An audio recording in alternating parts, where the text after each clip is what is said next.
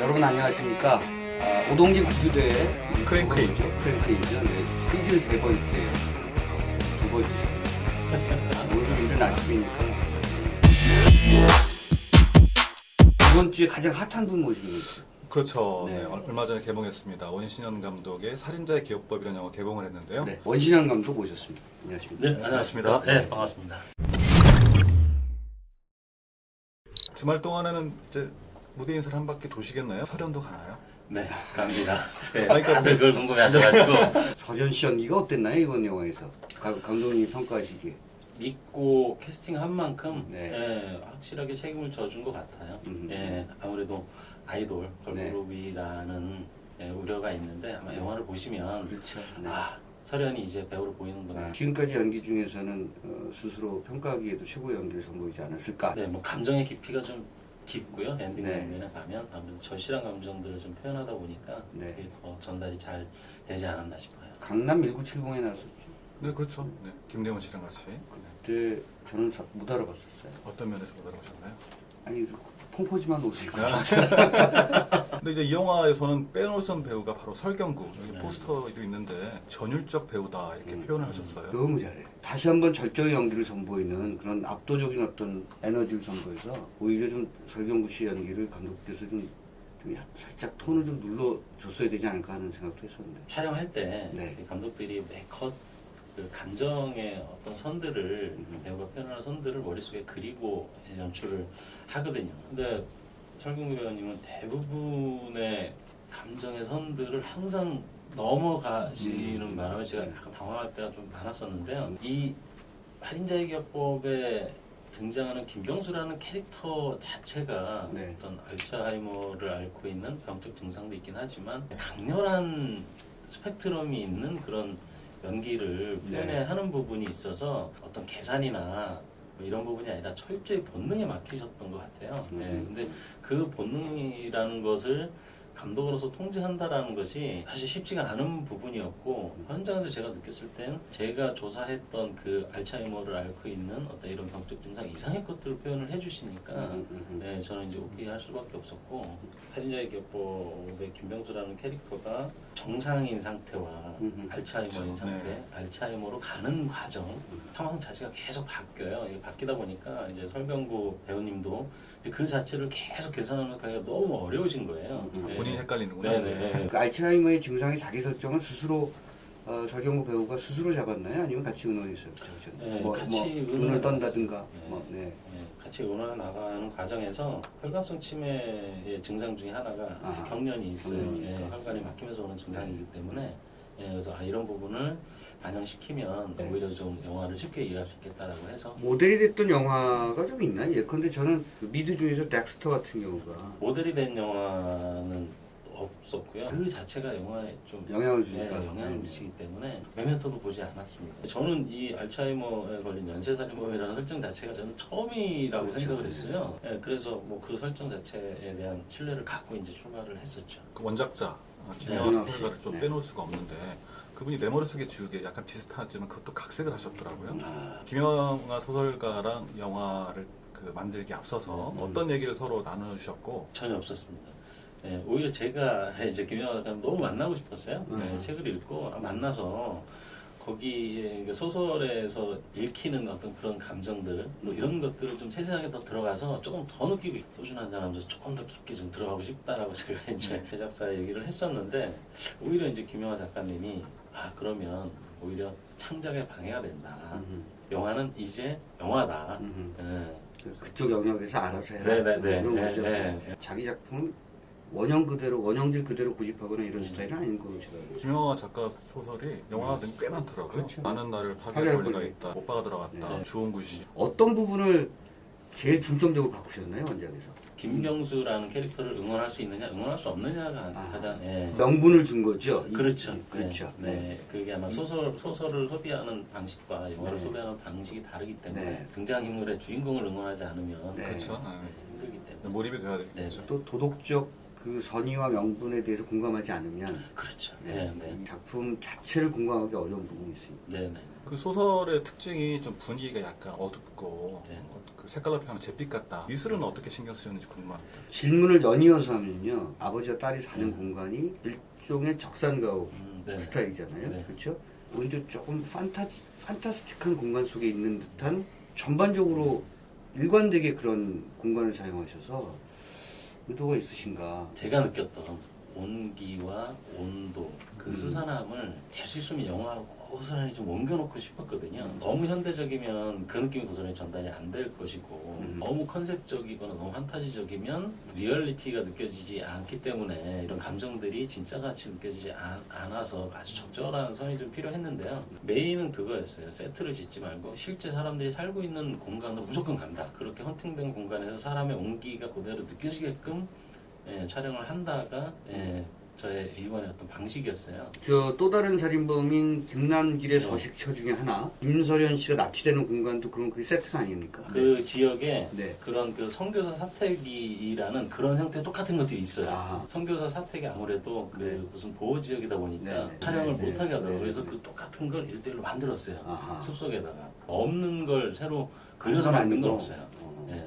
어쨌든 이번 영화에서 그 미술, 특히 그 공간의 미학은 좀 남다른 측면이 저도 있다. 아주 인상 깊게 봤습니다. 여기까지. 그럼 네. 요 이제 관객들이 요거는 이제 보시면서 판단하셔야 될 것 같아요. 네. 후반부부터는 그 김병수의 그 혼란스러움이 갑자기 극대화되는 순간이 뭐 치닫고 있거든요. 근데 막판에는 뭔가 좀 조금 더 다른 형태로 변화가 되는데 흐름은 어떤 식으로 이어가고 있었는지. 그 결국 이제 클라이막스에서 이제 극도의 혼돈 상태가 오는데요. 그렇죠. 소설에 이런 표현이 있어요. 혼돈을 오랫동안 들여다보고 있으면 혼돈이 나를 쳐다본다. 굉장히 섬뜩한 말인데요. 제 느낌으로 영화 속 그대로 반영된 그렇죠. 것 같습니다. 네, 맞아요. 네. 이제 그런 식으로 그 구조를 좀 짤 때 마지막에 좀 극도의 혼돈이 와서 네네. 관객들조차도 내가 지금 맞추고 있는 퍼즐이 이게 맞는 맞는 게 것인지 틀린지. 네. 스포일러가 네. 애매합니다만 말씀하신 네. 게 제가 봤을 땐 딱 와닿았습니다. 네. 후반부에는 그 서스펜스 스릴러의 아주 교과서적인 네. 그런 장면들이 많이 나온다고 생각하고 그게 원시현 감독의 완전히 트레이닝된 연출력이다 이렇게 저는 생각을 했었습니다. 그러니까 관객은 다 알잖아요. 네. 범인이 누군지. 설경구만 지금 기억이 왔다 갔다 하니까. 그러니까 서스펜스의 전형적인 어떤 그런 구조인데 그걸 굉장히 잘 짜시더라고요. 감독님 이야기할 때는 저는 이제 액션이 굉장히 인상 깊게 보려고 하는데 살인자의 기법의 액션이란 단어를 붙이기는 사실 약간 애매하죠. 감정의 절실함, 처절함 이런 것들이 이제 눈에 먼저 보여야 하고 김병수의 머릿속에서 상상되어지는 사고의 흐름. 사고의 장면이기 때문에 이게 저희가 경험해 본 적이 없으니까 좀 다른 형태의 어떤 것인지. 그래서 최대한 상상해서 이제 그려서 지금 표현했던 게 지금 첫 번째, 두 번째, 세 번째 나오는 사고의 장면을 전체를 달리해서 부정적인 어떤 이런 좀 다른 면들을 좀 부각시켜서 배치를 좀 했었죠. 흔히 얘기하는 연쇄살인마를 다루는 네. 표현에서는 특히 살인의 방식이 다양하게 나오잖아요. 뭐 물론 자기의 특질이 있습니다만. 설경구 씨는 왜 살인의 방식이 한 가지로만 정해져 있도록 설정이 됐을까요? 그게 첫 살인에서 기인된 네. 것이라고 생각해요. 트라우마가 폭발을 하면서 더 이상 견디지 못하는 어떤 상황에서 이제 살인을 저지르게 되는데 그 사이코패스의 어떤 행동 양식 중에 한 가지의 것이면 한 가지만 가요. 그래서 그 첫 살인이 이루어질 때에 몸에 본능적으로 배어 있어서 그리고 이 김병수라는 캐릭터 자체가 네. 병적 살인마라기보다 어쨌든 세상에 존재해야 될 이유가 하나도 없는 쓰레기들만 처리하는 그런 처단하는, 살인이기 때문에 몸에 그대로 각인되어 있는 그런 행동 양식으로만 살인을 하는 것이 더 캐릭터에 맞다라는 판단을 그러니까 저는 그게 굉장히 절제하셨다고 네. 봤어요. 왜냐하면 방식이 다채로우면 그림 자체가 액티브하잖아요. 네, 맞습니다. 한 가지의 방식을 고집하고 그다음에 그것을 그 짧게 회상하는 어떤 구조를 짜는 거는 오히려 이런 측면으로 자극적이고 상업적으로 가지 않겠다. 네, 맞습니다.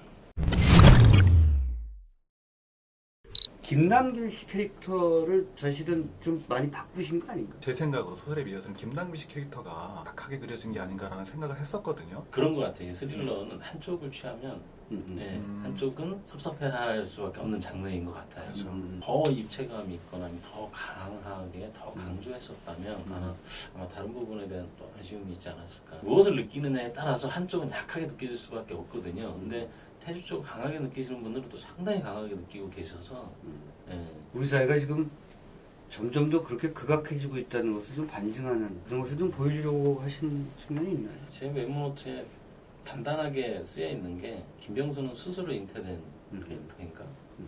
민태주라는 캐릭터는 스스로 잉태된 캐릭터인가? 누가 만들었나? 이 시대가 만든 게 아닐까? 라는 그런 물음표가 딱 네. 찍혀 있는 메모노트가 있어요. 뭐 스릴러 장르가 소비의 개념으로는 어떤 쾌감이 가장 큰 장르라고 볼 수도 있는데 의미는 부여를 항상 저는 좀 하려고 해요. 그런 부분에서 약간 좀 저희가 좀 느낄 수 있는 부분들이 있지 않나. 분장도 약간 달랐어요. 똑같은 살인마지만 이쪽은 좀 차갑고 냉정한, 그리고 이쪽은 약간 감정에 의도하는 살인이었으니까 감정에 치우친 그런 살인마를 계획한 게 아닌가라는 생각을 했었거든요. 목적 살인마인 김병수는 하늘에 보기에도 아무리 감춘다라고 해도 뭔가 다른 느낌이 어느 정도는 전달이 되어져야 한다고 생각했고요. 네. 목적 살인자인 민태주 같은 경우는 주변에서도 잘 알아보지 못한 워낙 숨겨져 있고 워낙 평범하기 때문에 그래서 드러나지 않아서 더 선뜻한 그런 이미지이길 바랬어요. 팬들이 약간 좀 싫어하기도 하는데 김남기가 살짝 김남식 팬들이 살쪘어요. 네. 호빵맨이라는 얘기가 굉장히 많더라고요. 호빵맨 살인마 합니다. 그러니까 일부러 그렇게 좀 찌우게 네네. 한 거죠? 예, 그러면 예. 경구 씨는 빼고 네. 김남식 씨 찌우고 이랬네. 10kg 빼라. 뭐 이렇게 처음에 등장해서 3, 4분간은 설경문인지 몰라봤으면 좋겠습니다. 아, 깡마른 몸에서 오는 되게 불친절한 친근감 이런 것들이 좀 느꼈으면 좋겠습니다. 딱 요 단어만 썼습니다. 그리고 이제 설경문 배우님께서 알아서 설경구의 연기 특징은 메소드 연기를 100% 해낸다. 뭐 이런 거 없죠. 그 안 보신 분들이 영화를 장사하실 때요. 설경구가 또 다시 한번 예전에 오아시스 때처럼 굉장히 깡마른 몸매를 보여준다고 생각하시면 되고 원신행 하면 떠오르는 뭐 랜드마크형 뭔가가 있는 것처럼 어떤 유형의 감독을 부르기를 원하십니까? 흥행 감독이죠. 용의자를 하고 나서 좀 이 묵직한 주제에 울림이 있는 영화를 굉장히 하고 싶었어요. 네. 그때 만났던 소설이고요. 제가 한국 영화계에서 차지하는 부분은 아주 미미한데요. 게릴라. 계산되어지지 않는 그렇죠. 어디에 소속되어지지 네. 않은 메인스트림에 네, 있는 듯 없는 네, 듯 네, 네. 들어갔다 나왔다가 네네 맞습니다. 좀 장르적인 부분도 그렇고 드라마적인 부분도 그렇고 뭔가 파괴하고 좀 다름에 대해서 접근을 계속 하고 싶어요. 기존에 해왔던 어떤 이런 상업적이고 매끄럽고 안정적인 방식보다는 날 것 같거나 좀 독하더라도 어떤 저만의 방식으로 계속 살아남아서 좀 새로움을 느낄 수 있는 이런 영화들을 계속 만들어내고 싶어요. 그러기 위해선 흥행 감독이 돼야 됩니다. 잘 듣고 계신데. 그래야 환경이 만들어지니까요. 구타여 결제를 보면서 이제 느꼈던 네. 거 그리고 이제 오지현 감독께서 만드신 영화를 보면서 느꼈던 것은 매우 폭력적인 홍상수 극찬 좋은 아니신가요? 평가신데요. 극찬 아니신가요? 인간의 위약성을 꾸집어내는데 네. 홍상수 감독도 꺼내죠. 네. 구타여 발자에서는 아마 아주 극단적인 위약성을 꺼내신 것 같고요. 거기서 사람들과 막 치를 떨게 만드는 거. 그런데 더 치를 떨게 만드는 이유는 내 안에 그게 있거든. 심지어 용의자에서도 그 내부의 적, 네. 그러니까 제 5열의 모습이 또 그렇잖아요. 네. 그러니까 인간이 갖고 있는 위약성을 계속해서 뭔가 드러내게 하고 그것을 사람들에게 이런 것이 있다는 것을 인정하게 하려는 제가 지금까지 영화를 만들어 오면서 가장 극찬의 말씀을 제가 또 오늘 드린 것 같습니다. 내가 할 수 있고 내가 하고 싶은 게 이런 거라는 게 명확히 생기신 것 같은데 그런 흐름으로는 이제 좀 이어지는 거겠죠. 그럼 다음 작품도 그렇고 이렇게 좀 구상이 돼 있나요? 아니야, 오늘 난 짐작할 수 있어. 원진우 감독 이제 인생 후반 가시잖아요. 그리고 이제 많이 인생 후반으로 가시면 해야 돼 지금. 인생 후반으로 가시면 이마무라 쇼이처럼 야한 영화 찍으실 거야. 붉은 다리 아래 따뜻한 물 이런 거. 왜냐면 이마무라 쇼이가 센 옷 찍었잖아. 젊었을 때 중년 때 막 그냥 인간이 끝을 달리는. 죽기 전까지 이제 100편을 만드는 게 제 꿈인데요. 임권택 감독님이랑 또 비교를 해야 되네요. 네. 100편이나 이런 까지 다. 폭력적인 이문택 감독. 100편 좋네요. 단편까지 합쳐서 인디펜던스 전사까지 합쳐서인데 지금 26편 정도를 만들었어요. 이런 스피드로 만들다가는 꿈을 이루지 못할 것 같아서 좀 열심히 영화를 더 자주 만들어야 하지 않나 싶어서 작품들을 여러 개를 많이 준비하고 있어요. 거대 로봇이 나오는 영화를 꼭 하고 싶어서. 거대 로봇. 태권브이, 태권브이 하셨죠? 태권브이는 아니고 태권브이가 아니지만 한국적인 한국적인 거대 로봇이 나오는 실사 영화로. 네네 실사용으로. 애니메이션이 아니고. 네네. 체력 관리를 평소에 굉장히 많이 하셨다고 제가 들었는데 어떤 식으로 요즘에도 근데 선수셨잖아요. 예전에 뭐 기계자도 네, 했었고 네. 뭐 스턴트 배우도 그렇죠. 배우를 했었죠. 무술감독 하셨잖아요. 네. 네네네 그랬었죠. 그냥 계속 운동 계속 해요. 감독님들을 보면 이렇게 이력이 좋아야 다양하고 좋아야 이렇게 뭐가 나오나 봐요. 아니 그게 아니고 그만큼 나름대로 고생을 많이 하신 거예요. 당신은 지금 평탄하게 진짜 잘 살고 있으니까. 그 무술 감독을 하셨으니까 그럼 뭐 이렇게 단이 있나요? 뭐 태권도 몇 단 이런 게 뭐 단위 있긴 한데요. 그런 부분을 이렇게 말씀드리면 약간 다른 시선으로 바라보시더라고요. 그러니까. 약간 거리 두고 뭐 이런 게 무서워서? 있어서. 그렇죠, 무서워요. 제가 배우분들 이렇게 처음 만나시면 그 부분을 살짝씩 의식하세요. 구타 유발자 생각을 네, 떠올리는 거죠. 저 없죠. 굉장히 네, 선한. 오히려 그럴 거예요. 네, 굉장히 그렇죠. 선한. 원래 강한 사람들은 뭐 그렇죠. 이렇게 반대라고 액션을 좀 생각합니다. 참고 있습니다. 네. 제가 많이 참아요. 그래서 몇 년 만에 만드신 거죠? 지금 아주 4년 2014 만에 년에 개봉했어요. 네, 저 개봉한 게 8년 네. 만인가요? 큰 영화를 만드시는 사원영화 감독분들이 이게 2년 안으로 만들기가 좀 어려운. 그렇죠. 3년 최소 3년을 걸리는. 네. 그런 단편만 내기가 쉽지 않겠네요.